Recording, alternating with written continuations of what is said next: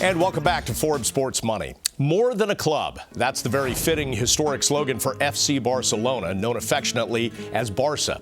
The club has been the pride of the Catalan people of northern Spain for well over 100 years. When Spain's dictators tried to force the Catalan ethnic group to speak Spanish only and abandoned their native language and culture, FC Barcelona responded by writing its statutes in the language of the people of Catalonia. And in defiance of the attempts to make Spain fascist, Barça created an ownership group made up of members who decide democratically how the organization will be run. Its unique history and unprecedented success on the pitch has made Barça one of the most supported teams in the world, with the largest social media fan base among all sports teams. For the 21st century, FC Barcelona has decided to become a global financial brand. In order to find out how the pride of Catalonia will compete in an age where soccer ownership is increasingly ruled by Russian oligarchs, Middle Eastern sheiks, and Chinese industrialists, Michael Ozanian sat down with Barca's economic and strategic vice president for our Sports Money Profile. Javier, a few years ago, Barcelona made a conscious decision to become a global power financially. What were the ideas behind that decision? Well, the idea was to maintain first the roots of the club. As you know, Barcelona is owned by its own fans. It's not owned by any private company. So we decided that while we needed to maintain the roots of who we are, what do we stand for, we also need to adapt to the global market. So we decided, the whole institution, all of the stakeholders, we decided to go abroad in a big scale. And I think the bet has paid off very nicely. You know, in this decade, we came from, I think, number 10 or 12 of the clubs to number 2 or 3 in terms of value from your own magazine. But in terms of revenues and in terms of recognition, we're already number 1 worldwide. That sort of passion of your region and how, you know, season ticket holders today had tickets passed on from their father and their father from their grandfather and so forth. Did that present a unique challenge in terms of being able to make the team a lot more profitable, but at the same time, you know, not leaving that sort of regional feel to it? Yes, it's very challenging. 30, 40 years ago, the members, the owners of the club with the memberships and with the annual sales tickets represented more than 60% of the revenues of the club. Today, they only represent 10%. So basically what we've done is maintaining a very political low pricing. So these members that had their grandfathers, their fathers, their children, that there's a very family business to go to a football game in Barcelona, in Camp Nou, maintaining that political low pricing, but at the same time be very global so we can get the revenues from someone else, basically from sponsorships and TV rights. The last figures I looked at anyway said that Barcelona merchandise was the #1 Nike selling soccer merchandise. How much do you think that has to do with, you know, branding more overseas or in Asia, if you will, versus how much has that had to do with the fact that you've won, I think, 4 of the last 5 La Ligas and 3 out of the last 6 Champions Leagues? I think it has to do a lot with, of course, of winning. We cannot avoid that who wins at the end is the most popular club. We've been the most successful club on the pitch on the last 7, 8 years. We've won almost every single league in the Spanish league except 1 or 2, and 50% of the Champions Leagues, as you said, in the last 6, 7 years. So it has a lot to do with that. It has a lot to do with the World Cup. We won the World Cup in South Africa in 2010. The Spanish team that won the World Cup had 8 players from Barcelona. So that really became very big in terms of knowledge of those players worldwide. We have the best player in the world, that is Lionel Messi. We now just signed a new player from Brazil, that's Neymar, as you know. So all of that really brings a lot of buzz about the brand. Lionel Messi, what has he meant to your team financially? Well, a lot. I mean, from a sports perspective, he's everything in the last 5 years of the club, no?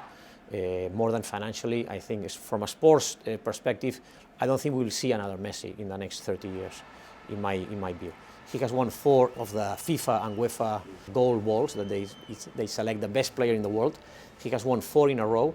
No player had won 4 in a row ever. Not Johan Cruyff, Michel Platini, Maradona.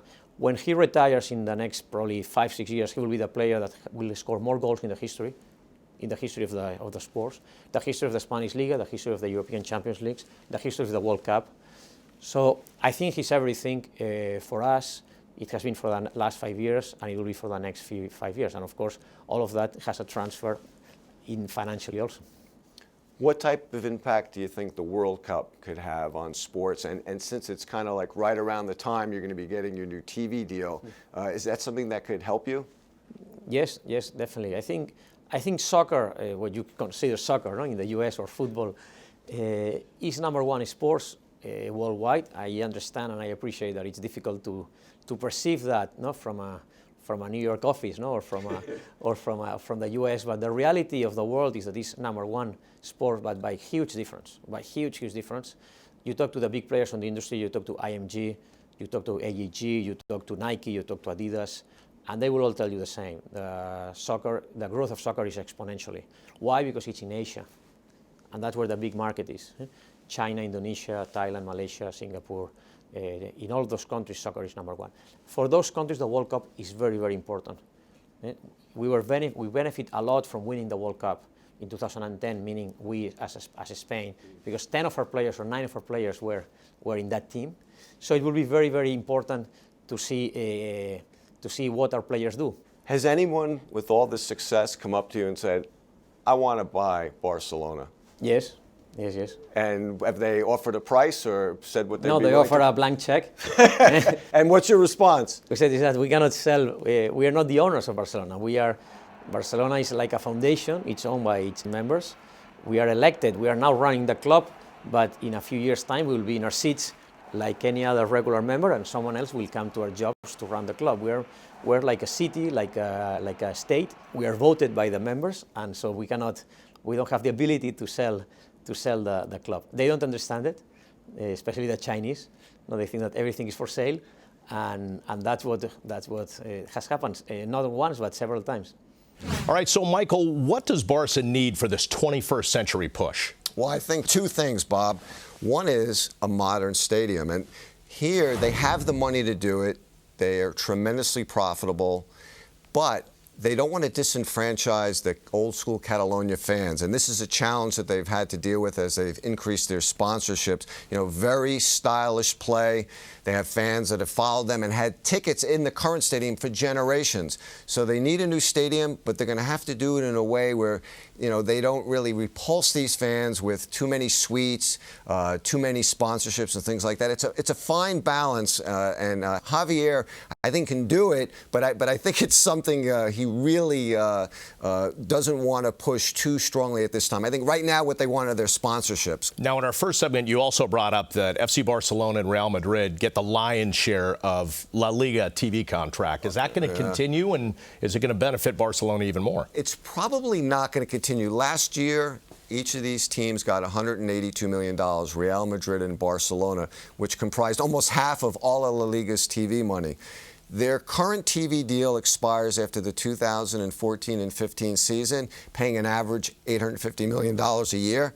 The next one will likely double. So I think even if those two teams, as the league is pushing for a more equal distribution, even if they give more, let's say 20% or 30%, net, both teams are still going to pull in a lot more from TV than they currently get, which is why I think the revenues and values of Barcelona and its arch rival Real Madrid are both going to continue to increase. So the TV is kind of the second part of that. The first part is getting this new stadium. Yeah, I think with TV, what they're going to do differently is rather than outsourcing it to a third party like MediaPro, like the current deal, they're going to keep that within the league. It's going to allow them to control the brand better. It's allow them to control the distribution and the price better. And I think ultimately the entire league's going to benefit a lot.